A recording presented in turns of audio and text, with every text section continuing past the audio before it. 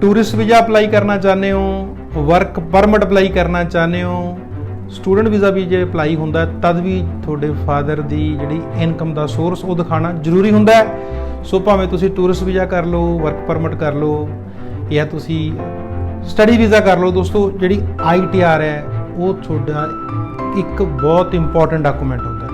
अज आपां गल करांगे ITR ते किवें तुसी ITR भरनी है, किन्ने थोड़ी ITR होनी चाहिए है, किवें तुसी ITR दे बदौलत अपना किसी भी कंट्री का टूरिस्ट वीज़ा लै सकते हो। पूरी जानकारी लिए मेरी अज की वीडियो जरूर देखो। सत श्री अकाल, मैं इंद्रजीत सिंह, तुसी देख रहे हो टूरिस्ट इंडिया इंस्टाग्राम, फेसबुक ते यूट्यूब चैनल। दोस्तों मेरी अज की वीडियो का सबजैक्ट हैगा ITR। ITR का मतलब हैगा इनकम टैक्स रिटर्न। ਜਦੋਂ ਆਪਾਂ ਕਿਸੇ ਵੀ ਕੰਟਰੀ ਦਾ ਵੀਜ਼ਾ ਅਪਲਾਈ ਕਰਦੇ ਨੇ ਤਾਂ ਆਪਾਂ ਨੂੰ ਕੁਝ ਡਾਕੂਮੈਂਟ ਦੀ ਜ਼ਰੂਰਤ ਪੈਂਦੀ ਹੈ। ਅੰਬੈਸੀ ਦੇਖਦੀ ਹੈ ਕਿ ਤੁਹਾਡੇ ਕੋਲ ਇਨਕਮ ਦਾ ਸਾਧਨ ਕੀ ਹੈਗਾ। ਸੋ ਤੁਹਾਡੀ ਇਨਕਮ ਨੂੰ ਦਰਸਾਉਣ ਲਈ ਜੇ ਕੋਈ ਡਾਕੂਮੈਂਟ ਵਾਜਿਬ ਮੰਨਿਆ ਜਾਂਦਾ ਹੈ, ਜਿਹੜਾ ਗਵਰਨਮੈਂਟ ਵੱਲੋਂ ਰਿਕਮੈਂਡਡ ਹੈਗਾ, ਉਹ ਹੈਗਾ ITR। ਮੇਰੇ ਹੱਥ ਦੇ ਵਿੱਚ ITR ਹੈ। ITR ਇੱਕ ਜਿਹੜਾ ਡਾਕੂਮੈਂਟ ਹੁੰਦਾ ਹੈ, ਤੁਸੀਂ ਆਪਦੀ ਸੈਲਫ ਅਸੈਸਮੈਂਟ ਦੇ ਤਹਿਤ ਕਿ ਤੁਸੀਂ ਕਿੰਨੀ ਇੱਕ ਸਾਲ ਦੇ ਵਿੱਚ ਇਨਕਮ ਕਮਾਈ ਕੀਤੀ ਹੈ, ਕਿੰਨੇ ਤੁਹਾਡੇ ਖਰਚੇ ਨੇ, ਕਿੰਨੀ ਤੁਹਾਡੀ ਗ੍ਰੋਸ ਇਨਕਮ ਹੈ, ਤੁਹਾਡੀ ਇਨਕਮ ਤੋਂ ਖਰਚੇ ਘਟਾ ਕੇ ਜੋ ਇਨਕਮ ਤੁਹਾਡੀ ਬਣਦੀ ਹੈ ਉਸ 'ਤੇ ਆਪਾਂ ਨੂੰ ਟੈਕਸ ਪੇ ਕਰਨਾ ਪੈਂਦਾ ਹੈ। ਸੋ ਇਹ ਸਾਰੀਆਂ ਚੀਜ਼ਾਂ ਦਰਸਾਉਣ ਲਈ ਆਪਾਂ ਨੂੰ ਇੱਕ ਜਿਹੜੀ ਹੈਗੀ ਹੈ ITR ਭਰਨੀ ਪੈਂਦੀ ਹੈ। ਦੋਸਤੋ ITR ਤੋਂ ਬਿਨਾ ਟੂਰਿਸਟ ਵੀਜ਼ਾ ਪੋਸੀਬਲ ਨਹੀਂ ਹੈਗਾ। ਪੋਸੀਬਲ ਕਿਉਂ ਨਹੀਂ? क्योंकि विदाउट इनकम तो तुसी आपदा टूरिस्ट वीज़ा नहीं लै सकते। इनकम नूं दर्शाउण दे भी अलग-अलग जिहड़े तरीके ने। ITR होगी जे तुसी खेतीबाड़ी करते हो तो तुहाडे J फार्म होगी, जे तुसी सरकारी जॉब करते हो ITR नहीं भरदी तो तुहाडे कोल 16 नंबर फार्म होना जरूरी हैगा। सो अज दी जिहड़ी वीडियो दा जिहड़ा मेरा मेन मुद्दा हैगा कि तुसी जिहड़ी आपदी ITR किवें भरनी है ते किन्ने तरह दी ITR हुंदी है। दोस्तों तुसी बिजनेस करते हो, तुसी जॉब ते हैगे हो या तुसी एग्रीकल्चर करते हो, फिर भी तुहानूं टूरिस्ट वीज़ा वास्ते ITR जिहड़ी भरनी वो बहुत जरूरी है। और जिहड़ी ITR है ना, ये 7 तरह की ITR होंदी है जिवें। और इंडिविजुअल दे विच नॉर्मली 4 तरह की ITR जिहड़ी तुसी वो भर सकते हो। अलग-अलग सैगमेंट वास्ते अलग-अलग ITR है। मैं तुहानूं हुण शो करना चाहूँगा जिवें ITR 1 इत्थे मैंशन किया हुंदा हैगा, ITR 2, ITR 3 ते ITR 4। सो जिहड़ी ITR भी है ना, ये भी 4 तरह की होंदी है। नॉर्मली जो आप ITR भरन जाते हैं, आप जाके जैसे अकाउंटेंट दे थ्रू या किसी CA थ्रू आप ITR भरते हैं तो नॉर्मली आप कहते हैं कि ITR भर दे। ਜਦੋਂ कि चीज़ नहीं देखी जाती कि थोड़ी जी ITR है वो किस किते नाल संबंधित हैगी है। सो ये भी जी एक ना पूरी एक्सप्लेनेशन होंदी है।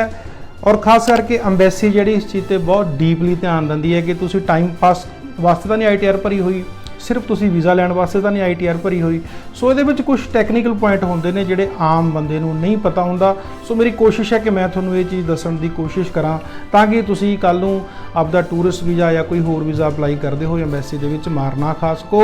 तुहाडी जिहड़ी ITR है तुहाडे पैसे भी लग जाण ते तुहाडा काम भी ना बने। सो जिहड़ी मेरी अज दी वीडियो हैगी है दोस्तों, जिहड़ी ITR 1 हैगी है वो सैलरी, जे तुहाडी सैलरी ते रेंटल इनकम है तां तुहानूं ITR 1 भरनी पऊगी।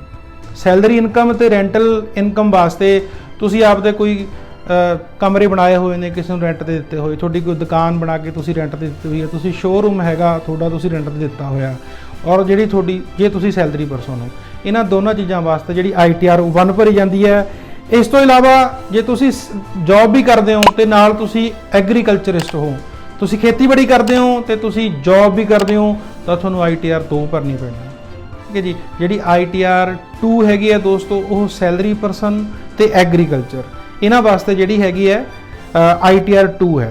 हुण जिहड़े बिजनेस प्रोफैशनल ने है ना, जिहड़े बिजनेस करते हैं, बिजनेस भी करते हैं कई। हुण ज़्यादातर बंदे की होंदे ने कि उन्हां दा कामकार भी हुंदा ते और लोकां दा जिहड़ा एग्रीकल्चर है वो भी काम करते हैं, उहदे वास्ते तुसीं ITR 3 भर सकते हो।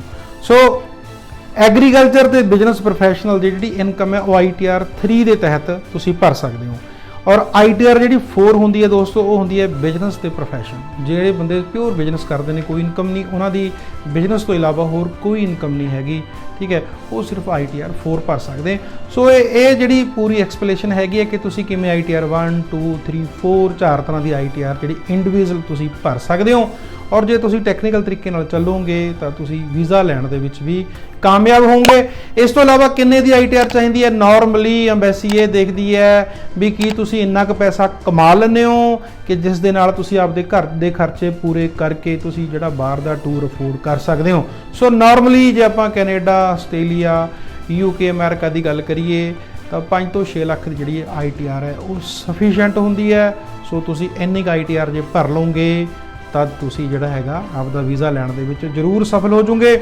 ਇੱਕ ਚੀਜ਼ ਇਹਦੇ ਵਿੱਚ ਹੋਰ ਮੈਂਸ਼ਨ ਕਰਨ ਵਾਲੀ ਹੈ, ਜ਼ਿਆਦਾਤਰ ਲੋਕ ਕੀ ਕਰਦੇ ਨੇ ਕਿ ਜਿੰਨੀ ਕੁ ਆਪਾਂ ਨੂੰ ਜਿੱਥੇ ਤੱਕ ਟੈਕਸ ਦੇ ਵਿੱਚ ਛੂਟ ਮਿਲਦੀ ਹੈ ਆਮ ਲੋਕ ਉਨੀ ਕੁ ਹੀ ITR ਭਰਦੇ ਨੇ, ਕਿਉਂਕਿ ਉਹਨਾਂ ਨੂੰ ਜਿਹੜੇ CA ਬੈਠੇ ਨੇ, ਅਕਾਊਂਟੈਂਟ, ਉਹ ਡਰਾ ਦਿੰਦੇ ਨੇ ਕਿ ਤੁਹਾਨੂੰ ਕੀ ਲੋੜ ਹੈ, ਆਪਾਂ ਨੂੰ ਟੈਕਸ ਭਰਨ ਦੀ ਕੀ ਲੋੜ ਹੈ। ਜੇ ਤੁਸੀਂ ਇੰਡੀਆ 'ਚ ਰਹਿਣਾ ਹੈਗਾ ਤੁਸੀਂ ਆਪਣੀ ਮਨਮਰਜ਼ੀ ਨਾਲ ਜਿੰਨੀ ਮਰਜ਼ੀ ITR ਭਰ ਸਕਦੇ ਹੋ, ਕੋਈ ਦਿੱਕਤ ਨਹੀਂ। ਪਰ ਜੇਕਰ ਤੁਸੀਂ ਟੂਰਿਸਟ ਵੀਜ਼ਾ ਲੈਣਾ ਚਾਹੁੰਦੇ ਹੋ ਇਹਦੇ ਵਾਸਤੇ ਜਿਹੜੀ ਤੁਹਾਡੀ ਇਨਕਮ ਹੈ ਉਹ ਟੈਕਸੇਬਲ ਹੋਣੀ ਜ਼ਰੂਰੀ ਹੈਗੀ ਹੈ।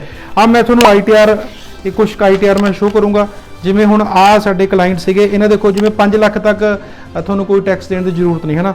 ਹੁਣ ਇਹਨੇ ਕੀ ਕੀਤਾ ਹੋਇਆ 4,93,280 ਰੁਪਏ ਦੀ ਜਿਹੜੀ ਇਨਕਮ ਦਿਖਾਈ ਹੋਈ ਹੈ। ਤੇ ਇਸ ਤੋਂ ਇਲਾਵਾ ਹੋਰ ਕਿੰਨੇ ਸਾਰੇ ਇੱਥੇ ਜਿਹੜੇ ਕਾਲਮ ਬਣੇ ਹੋਏ ਨੇ ਵਿੱਚ ਥੋੜਾ ਟੈਕਸ ਕਿੰਨਾ, ਇਹ ਸਾਰੇ ਖਾਲੀ ਨੇ। ਸੋ ਇਸ ਤਰ੍ਹਾਂ ਦੀ ਜਿਹੜੀ ITR ਹੈ ਇਹ ਵੀ ਕੋਈ ਕੰਮ ਦੀ ਨਹੀਂ ਹੈਗੀ ਦੋਸਤੋ। ਜੇ ਤੁਸੀਂ ਹੁਣ ਤੁਸੀਂ ਇੱਕ ਚੀਜ਼ ਦੇਖੋ, ਜੇ ਤੁਸੀਂ ਕੱਲ ਨੂੰ ਟੂਰਿਸਟ ਵੀਜ਼ਾ ਅਪਲਾਈ ਕਰਦੇ ਹੋ ਔਰ ਤੁਹਾਡਾ ਇਨਕਮ ਦੇ ਬਿਹਾਫ ਤੇ ਵੀਜ਼ਾ ਰਿਜੈਕਟ ਹੋ ਜਾਂਦਾ, ਫਿਰ ਵੀ ਤੁਹਾਡਾ 15-20-25 ਹਜ਼ਾਰ ਦਾ ਖਰਚਾ ਹੁੰਦਾ ਹੀ ਹੈ ਨਾ। ਉਸ ਤੋਂ ਵਧੀਆ ਹੈਗਾ ਤੇ ਪੈਸੇ ਖਰਾਬ ਕਰਨ ਨਾਲੋਂ ਜ਼ਿਆਦਾ ਵਧੀਆ ਕਿ ਤੁਸੀਂ ਮਾੜਾ ਮੋਟਾ ਟੈਕਸ ਜ਼ਰੂਰ ਦੇ ਦਿਓ, ਕਿਉਂਕਿ 7 ਲੱਖ ਆਈ ਥਿੰਕ ਜਿਹੜਾ ਹੈਗਾ ਉਹ 10% ਦੀ ਸਲੈਬ ਹੈ। ਤੁਸੀਂ 10% ਟੈਕਸ ਪੇ ਕਰਨਾ, ਜੀ ਇਸ ਦੇ ਉੱਤੇ ਹੈਗੀ ਤੁਸੀਂ 30% ਜਿਹੜਾ ਹੈਗਾ ਟੈਕਸ ਪੇ ਕਰਨਾ ਹੁੰਦਾ ਹੈ। ਸੋ ਜੇ ਤੁਸੀਂ 10-15 ਹਜ਼ਾਰ ਦਾ ਟੈਕਸ ਭਰ ਲਓਗੇ ਉਸ ਨਾਲ ਤੁਹਾਡੀ ਇਨਕਮ ਵੀ ਵਧੀਆ ਹੋਏਗੀ।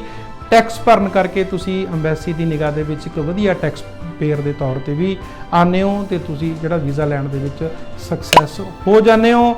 ਸੋ ਤੁਹਾਨੂੰ ਜਿਹੜੀ ਆਪਦੀ ITR ਹੈ ਉਹ ਵਧੀਆ ਰੱਖਣੀ ਚਾਹੀਦੀ ਹੈਗੀ ਹੈ, ਕਿਉਂਕਿ ਇਹੀ ਇੱਕ ਇਸ ਤਰ੍ਹਾਂ ਦਾ ਡਾਕੂਮੈਂਟਸ ਹੈ ਜਿਸ ਤੋਂ ਤੁਹਾਡੀ ਇਨਕਮ ਸ਼ੋ ਹੁੰਦੀ ਹੈ।